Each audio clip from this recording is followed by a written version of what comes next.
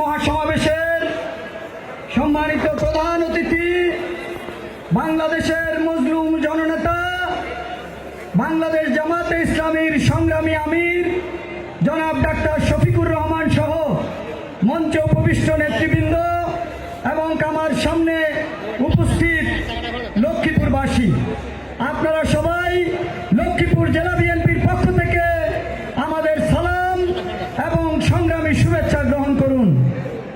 প্রিয় ভাইয়েরা, বিগত প্রায় 1.5 যুগেরও বেশি আপনারা এবং আমরা কাঁধে কাঁধ মিলিয়ে স্বৈরাচারী হাসিনা সরকারের বিরুদ্ধে লড়াই করেছি।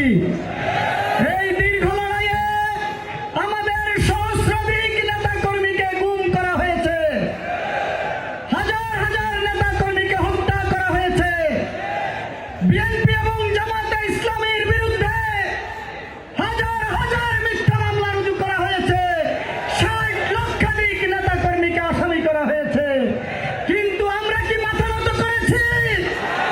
আমরা মাথা নত করি নাই। আপনাদের মনে আছে বিগত সময়ে যখন আমরা লড়াই করি, আমরা কে ক্ষমতায় যাব সেজন্য লড়াই করি নাই। আমরা লড়াই করেছি গণতন্ত্রের মুক্তির জন্য, আমরা লড়াই করেছি ফ্যাসিবাদ থেকে মুক্তি পাওয়ার জন্য, আমরা লড়াই করেছি স্বৈরাচারের যে পাথর আমাদের বুকে চাপা ছিল সেই পাথর সরিয়ে মুক্তি পাওয়ার জন্য। তাই আমি আজকের এই সমাবেশে বলতে চাই, আমরা বিভিন্ন রাজনৈতিক দল করি, আমাদের আদর্শ ভিন্ন থাকতে পারে, কিন্তু ফ্যাসিবাদ যত